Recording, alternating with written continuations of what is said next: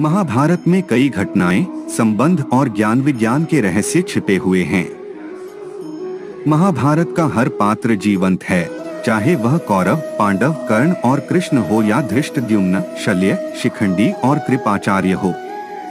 महाभारत सिर्फ योद्धाओं की गाथाओं तक सीमित नहीं है।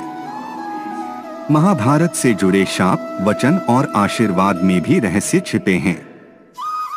दरअसल महाभारत की कहानी युद्ध के बाद समाप्त नहीं होती है। असल में महाभारत की कहानी तो युद्ध के बाद शुरू होती है, जो आज भी जारी है। माना जाता है कि वर्तमान युग महाभारत की ही देन है।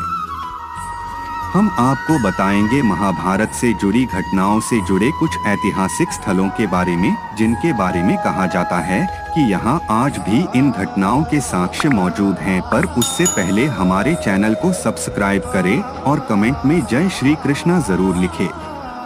पहला, यह तो सभी जानते हैं कि महाभारत का युद्ध कुरुक्षेत्र में हुआ था।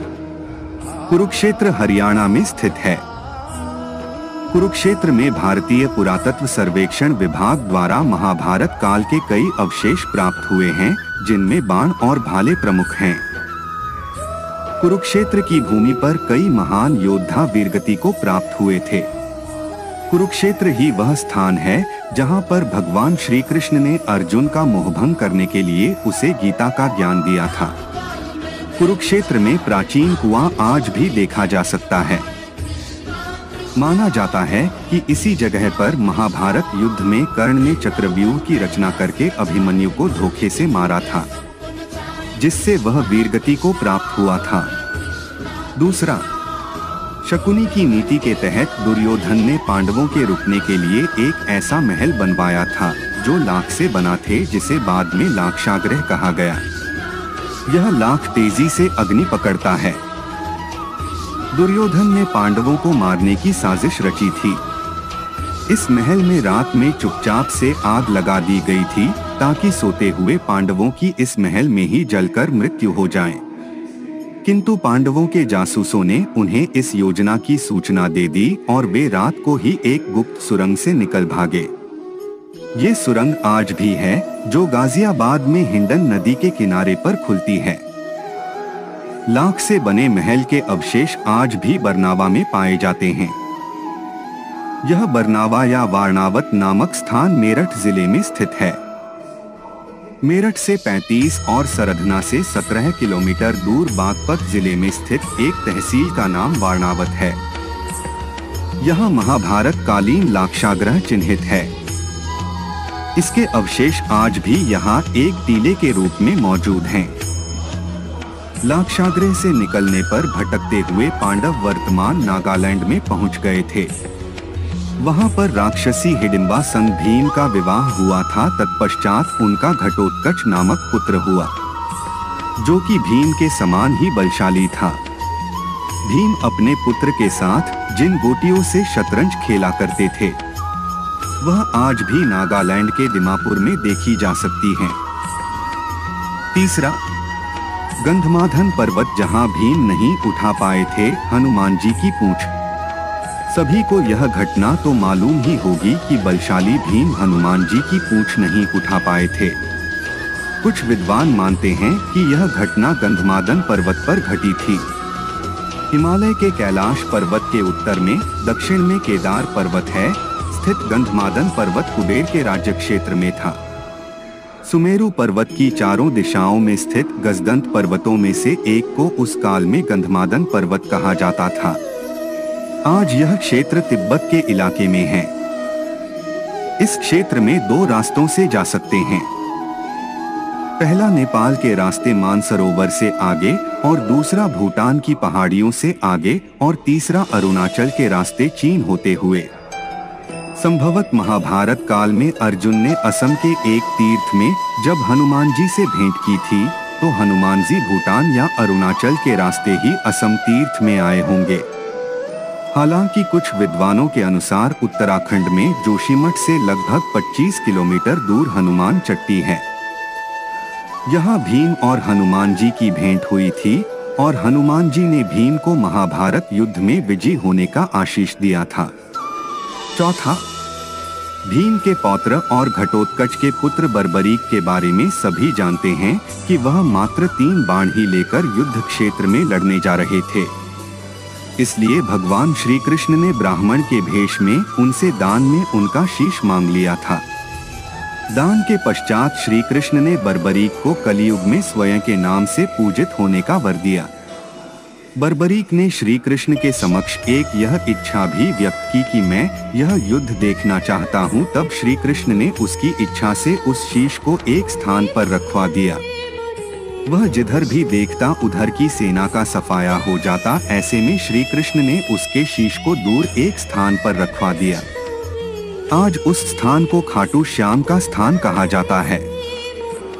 श्री कृष्ण के वरदान स्वरूप ही उनकी पूजा श्याम रूप में की जाती है।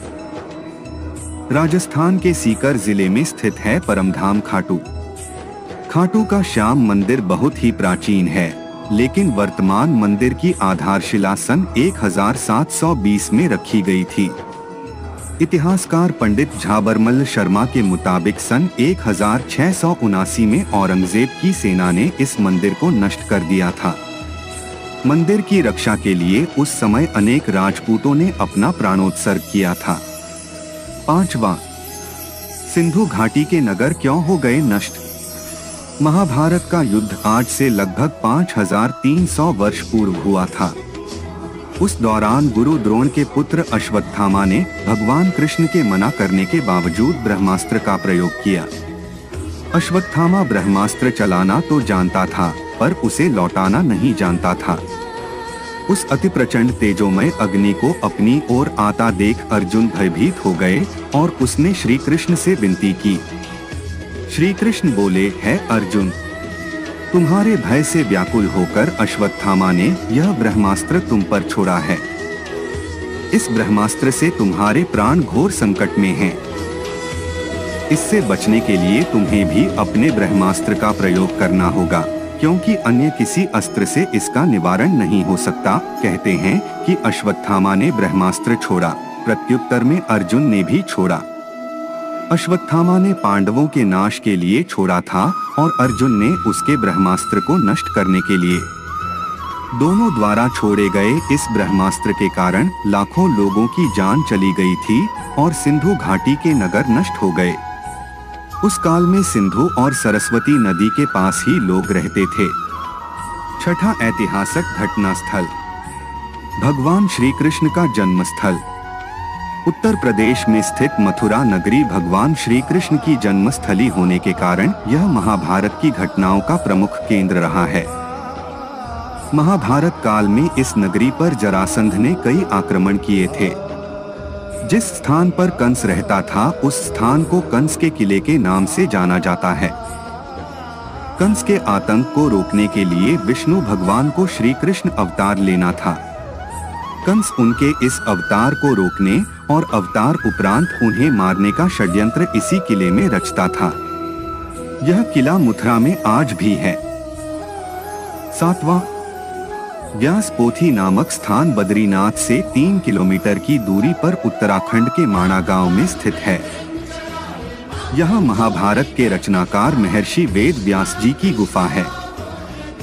इसके समीप ही गणेश गुफा है। मान्यता है कि इसी गुफा में व्यास जी ने महाभारत को मौखिक रूप दिया था और गणेश जी ने उसे लिखा था। माना जाता है कि उत्तराखंड में स्थित पांडुकेश्वर तीर्थ में अपनी इच्छा से राज्य त्याग करने के बाद महाराज पांडु अपनी रानियों कुंती और माद्री संग निवास करते थे। इसी स्थान पर 5 पांडवों का जन्म हुआ था। 8वां, बिहार के राजगृह में स्थित है कंस के ससुर जरासंध का अखाड़ा।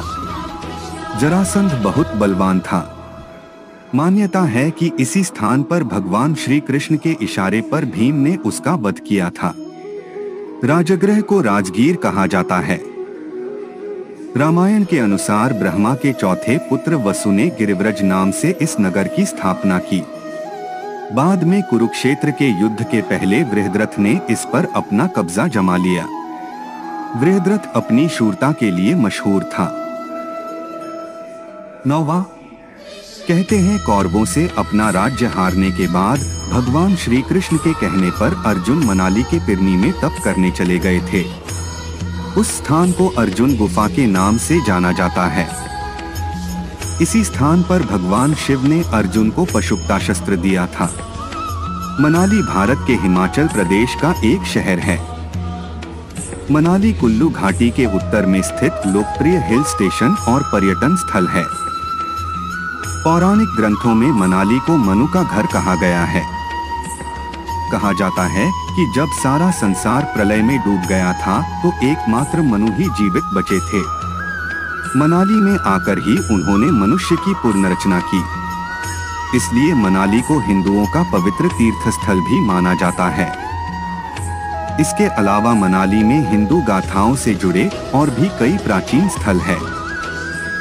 10वां, दिल्ली को उस काल में इंद्रप्रस्थ कहा जाता था और मेरठ को हस्तिनापुर। दिल्ली में पुराना किला इस बात का सबूत है। खुदाई में मिले अवशेषों के आधार पर पुरातत्वविदों का एक बड़ा वर्ग यह मानता है कि पांडवों की राजधानी इसी स्थल पर रही होगी। दिल्ली कई ऐतिहासिक घटनाओं का साक्षी रहा है। पुराना किला दिल्ली में यमुना नदी के पास स्थित है, जिसे पांडवों ने बनवाया था। बाद में इसका पुनरुद्धार होता रहा। महाभारत के अनुसार यह पांडवों की राजधानी थी। दूसरी ओर कुरु देश की राजधानी गंगा के किनारे हस्तिनापुर में स्थित थी। 11वां, द्वारिका कहते हैं कि महाभारत युद्ध के पश्चात द्वारिका पर अनजान शक्तियों ने हमला किया था, जिसके चलते वह नष्ट हो गई थी और कालांतर में यह समुद्र में डूब गई थी। द्वारिका उस काल में महाभारत काल का प्रमुख केंद्र हुआ करता था, जो कई प्राचीन और ऐतिहासिक घटनाओं का केंद्र था। गुजरात के पश्चिमी तट पर समुद्र में डूबे 7000 से 3500 वर्ष पुराने शहर खोजे गए हैं, जिनको महाभारत में वर्णित द्वारका के संदर्भों से जोड़ा गया है। हालांकि द्वारिका पर पहले प्राचीन शहर कुशस्थली था। ययाति ने यह संपूर्ण क्षेत्र अपने पुत्र यदु को सौंपा था। इसलिए भगवान कृष्ण अपने 18 कुल के बंधु बांधवों को लेकर द्वारिका में बस गए थे। दोस्तों, आज के वीडियो में इतना ही। आशा करते हैं आपको यह वीडियो पसंद आया होगा।